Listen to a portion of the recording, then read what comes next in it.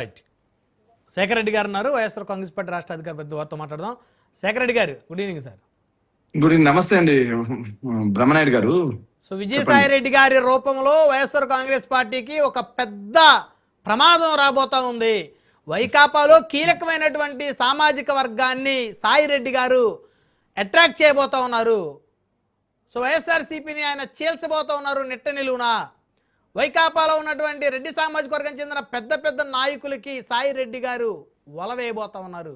ఏమంటారు సార్? మొట్టమొదటిగా గుర్తించుకోవాల్సిన అంశం ఏంటంటే వైఎస్ఆర్ కాంగ్రెస్ పార్టీ అనేది కుల పార్టీ కాదు. వైఎస్ఆర్ కాంగ్రెస్ పార్టీ రాష్ట్రంలో ఉన్నటువంటి అన్ని కులాలు, రెడ్లు, కాపులు, కమ్మలు, క్షత్రియులు, బ్రాహ్మణులు, అదేవిధంగా బీసీలు, ఎస్సీలు, ఎస్టీలు అందరూ కలిసి ఓట్లేస్తే 40% ఓటు బ్యాంక్ ఉన్నటువంటి పార్టీ. మిగతా పార్టీ మీ దృష్టిలో తెలుగుదేశం, జనసేనలో కుల పార్టీలు, వైఎస్ఆర్సీపీ అన్ని కులాల పార్టీలు. నేను అన్నానండి? నేను అనలేదు కదా. మీరెందుకు సార్ పాపం జనసేన టీడీపీని కుల పార్టీ అంటున్నారు? తప్పు కదా. మీ ఆలోచన విధానం నేను చెప్తున్నాను. మీరు గతంలో నా డిబేట్ లో అనేక అంశాలు మాట్లాడారు కదా, ఆ అంశాల దృష్ట్యా నేను మిమ్మల్ని మీ ఆలోచన విధానం అడిగాను అంతే. బ్రహ్మనాయుడు గారు, నేను మంచోడిని అని చెప్పుకుంటున్నాను కానీ బ్రహ్మనాయుడు చెడ్డోడు అని చెప్పట్లేదు సార్. దయచేసి మీరు వాళ్ళని నా పేరు చెప్పి వాళ్ళని అనొద్దు దయచేసి. Okay okay. నా పేరు సార్, నా భుజాల మీద తోటా పెట్టి వాళ్ళని కులపార్టీ అని మీరు అంటుంటే బాగలేదు సార్ ఇది. ఇంకో విషయం సార్.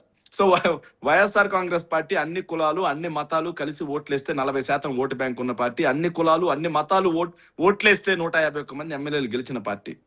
సో ఈ రోజుకి అన్ని కులాలు, అన్ని మతాలు కలిసి ఉంటే వైఎస్ఆర్ కాంగ్రెస్ పార్టీ వెంట నడుస్తున్నాయి. సో ఇక విజయసాయి రెడ్డి గారి పార్టీ అంశం వచ్చారు సార్. విజయసాయి రెడ్డి గారి పార్టీ అంశం మన భారతదేశంలో, మన ప్రజాస్వామ్యంలో, మన భారత రాజ్యాంగం ప్రకారం ఎవరికైనా పార్టీ పెట్టుకునే స్వేచ్ఛ ఉంది. అవును. ఆంధ్రప్రదేశ్ లో రెడ్డి సామాజిక వర్గానికి చెందినటువంటి మాజీ ముఖ్యమంత్రి నల్లారి కిరణ్ కుమార్ రెడ్డి గారు కూడా జై సమైక్యాంధ్ర పార్టీ చెప్పులు గుర్తు అనుకుంటా నాకు తెలిసి. ఆయన కూడా పార్టీ పెట్టారు సార్. అవును. ఆయన కూడా రెడ్డి సామాజిక వర్గమే. ముఖ్యమంత్రిగా పనిచేసిన వ్యక్తి. ఏమైపోయింది ఆ పార్టీ? సో పవన్ సార్ ప్రజారాజ్యం అని చెప్పేసి ఇంకో పార్టీ పెట్టారు సార్ చిరంజీవి గారు. ఏమైపోయింది ఆ పార్టీ? కేఏ పాల్ కూడా పార్టీ పెట్టున్నారు సార్. క్రిస్టియన్స్ అంతా నా వెనకాల నడవాలని. మరి కేఏ పాల్ చుట్టూ క్రిస్టియన్స్ నడుచున్నారా? సో అదే విధంగా బీజేవైఎస్ ఏదో రామచంద్ర యాదవ్ ఓ పార్టీ పెట్టాడు సార్. యాదవులందరూ, బీసీలందరూ నా వెనకాల నడవాలని. మరి యాదవులు, బీసీలందరూ కూడా ఆయన వెనక నడిచే పరిస్థితి ఉందా? మీరు ఒకసారి చెప్పండి. సో రాజకీయాల్లో కులం, మతం ఇవి కాదు సార్. రాజకీయంలో ఒక నాయకుడికి ఉండేటువంటి నిబద్ధత ఏంటి, ఒక నాయకుడి యొక్క స్టాండ్ ఏంటి, ఒక నాయకుడి యొక్క విజన్ ఏంటి, నమ్ముకున్నటువంటి నాయకుడి వెంట నడిస్తే సమాజానికి జరిగే మంచి ఏంటి అనేది మాత్రమే క్యారీ అవుతుంది. దాన్ని కొంచెం మనం గుర్తుపెట్టుకోవాలి. ఇక విజయసాయి రెడ్డి గారి పార్టీ వలన వైఎస్ఆర్ కాంగ్రెస్ పార్టీకి లాభమా నష్టమా అనేది కూడా భవిష్యత్తు తెలుస్తుంది. ఆయన వెంట నడిచే వ్యక్తులు వాస్తవంగా విజయసాయి రెడ్డి ఆయన ఒక వర్షం చెప్పారు. కట్టా కార్తిక్ గారు నైస్, ఆయన అభిప్రాయం ఆయన చెప్పారు. నా అభిప్రాయం మేరకు ఆయన పార్టీ పెట్టి బీజేపీలో చేరి జనసేన పార్టీని చీల్చి వాళ్ళు ముగ్గురు కలిసి పోటీ చేస్తారేమో. దానివల్ల ఎవరికి నష్టం అవుతుంది? ఆయన ఒక పార్టీ పెట్టి బీజేపీలో చేరి బీజేపీ ఎన్డీఏ కూటమిలో చేరి జనసేన, బీజేపీ ఆయన కలిసి ముగ్గురు కలిసి పోటీ చేస్తారేమో. ఇది విజయసాయి రెడ్డి గారు, జనసేన, బీజేపీ. ఎస్, నా వర్షన్ అది. విజయసాయి రెడ్డి గారికి అత్యంత సన్నిహితమైనటువంటి వ్యక్తి ఎవరు ఉన్నారండి? ఈరోజు జనసేన పార్టీలో ఉన్నాడు. రెడ్డి సామాజిక వర్గానికి చెందిన నేత, ఒంగోలు. నేను పేరు చెప్పదలుచుకోలేదు. సో వాళ్ళంతా కలిసి ఇంకో గేమ్ ఆడొచ్చేమో. పవన్ కళ్యాణ్ గారు వరుసగా 3 కేబినెట్ భేటీలకు డుమ్మా కొట్టారు విజయవాడలో ఉండి. ఎందుకు కొట్టారు? దీని వెనక ఏదైనా రాజకీయ చదరంగం నడుస్తా ఉందేమో.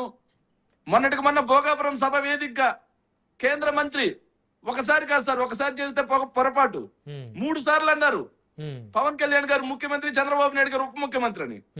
ఇంటెన్షన్ గా కాకపోతే పొరపాటు ఒకసారి జరుగుద్ది, ఇంటెన్షన్ కాకపోతే ఎందుకు జరుగుద్ది? సో ఇవి నాకున్న అనుమానాలు. ఇవి ఓకే. కట్టా కార్తిక్ గారికి ఉన్నట్టే నాకు కూడా అనుమానాలు ఉన్నాయి. ఏం జరుగుద్ది అనేది విజయసాయి రెడ్డి గారు పార్టీ పెడతారా లేదా అనేది మనకి ఇప్పటి వరకు క్లారిటీగా ఆయన మీడియా ముందుకు వచ్చి చెప్పలేదు. నేను పలానా రోజు పార్టీ పెడతానా, నా పార్టీ సింబల్ ఇది, నా పార్టీకి చెందినటువంటి జెండా ఇది, నా పార్టీకి చెందిన సిద్ధాంతాలు ఇవి, నా విధి విధానాలు ఇవి అని ఆయన చెప్పిన తర్వాత దాని గురించి మనం చర్చ చేస్తే బాగుంటుందని నా అభిప్రాయం సార్. ఎందుకంటే తినబోతు రుచి ఎందుకని ఆయన పెట్టేంత వరకు ఆగుదాం. ఆయన పెట్టకుండానే మనకి చర్చలు ఎందుకు? పెడతారన్నా పార్టీ పెట్టరన్నా మీ అభిప్రాయం?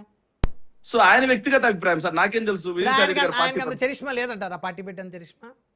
సార్ నేను ఒక మాట చెప్తున్నాను సార్, కేఏ పాల్ గారు కూడా పార్టీ పెట్టారు సార్, చిరంజీవి గారు కూడా పార్టీ పెట్టారు. నేను చెప్పాను రాజకీయ పార్టీ ఎవరైనా పెట్టొచ్చు సార్, మీరైనా పార్టీ పెట్టొచ్చు, నేనైనా పార్టీ పెట్టొచ్చు. చిరంజీవి గారికి 18 సీట్లు వచ్చినాయి, 30 అసెంబ్లీ స్థానాలు 1000 ఓట్ల తేడాతో ఓడిపోయారు, 70 లక్షల ఓట్లు వచ్చినాయి. సో కేఏ పాల్ గారికి ఎక్కడ కూడా నాకు తెలిసి 10,000 ఓట్లు వచ్చినట్టు పరిస్థితి. అంటే కంపారిజేషన్ లోనే ఒక రకమైనటువంటి మీ యొక్క అంటే ద్వేషాన్ని చిమ్మేటువంటి అభిప్రాయం రకరకాలు ఉన్నాయనేది చాలా మంది అర్థం చేసుకుంటారు. సార్ నేను నల్లారి కిరణ్ కుమార్ రెడ్డి గారి గురించి కూడా మాట్లాడాను. కిరణ్ కుమార్ రెడ్డి గారి పార్టీ ఏముంది, ఆయన ఎక్కడ వచ్చింది? ఒక్క వాళ్ళ సొంత నియోజకవర్గంలో 50,000 ఓట్లు వాళ్ళ సోదరుడికి వచ్చినాయి. నల్లారి కిషోర్ కుమార్ రెడ్డి గారికి ఆయన సొంత నియోజకవర్గం పీలేరులో 50,000 ఓట్లు వచ్చినాయి. రిమైనింగ్ ఎక్కడ కూడా 10,000 దాటలేదు కదా. సో గారిని కూడా మీరు కంపేర్ చేయకూడదు. పొలిటికల్ పార్టీస్ కదా కాదని ఎవరన్నారు? ఎక్కడ ఒక్క ఖాతా బోనీ తెరవలేదు కదా అట్లీస్ట్. సార్ కేఏ పాల్ పార్టీని ఏ పార్టీలో విలీనం చేయలా. సో దమ్ముగా నిలబడ్డాడు, గెలిచాడా ఓటమే తర్వాత విషయం. కేఏ పాల్ ఏ పార్టీలో విలీనం చేయలే, గెలిచినా గెలవపోయినా. మరి ప్రజారాజ్యం విలీనమైందే. మరి నేను దాని గురించి మాట్లాడితే ఎందుకు సార్ అనవసరంగా? పాపం నేను చిరంజీవి గారి మీద నాకు గౌరవం ఉంది, మీరు అనవసరంగా మాట్లాడారు. నో నో నో చిరంజీవి గారు, నేను రాజకీయ పార్టీల గురించి మాట్లాడుతున్నాను. నేను చిరంజీవి గారి మీద నాకు చాలా గౌరవం ఉంది. నాకు చాలా గౌరవం ఉందండి చిరంజీవి గారికి. మరి నేను ప్రత్యేకమైన అభిమాని. ఈ రోజు నైట్ కూడా ప్రతిరోజు నైట్ చిరంజీవి గారి పాటలు వింటూనే పడుకుంటాను నేను. ఎస్ నిజంగా అండి, నేను ఈ రోజు కూడా చిరంజీవి గారి పాటలు వింటూనే పడుకుంటాను నైట్. నాకు చాలా ఇష్టం చిరంజీవి గారు ఇళయరాజా కాంబినేషన్ అంటే. ఎస్ ఇంకో మాటకి వెళ్దాం సార్. ఇక జగన్మోహన్ రెడ్డి గారు భద్రత విషయానికి వెళ్దాం సార్. జగన్మోహన్ రెడ్డి గారు Z+ కేటగిరీ భద్రత ఉన్నటువంటి వ్యక్తి. సో ఈ ప్రభుత్వం ఫ్రస్ట్రేషన్ గురవాల్సిన అవసరం లేదు.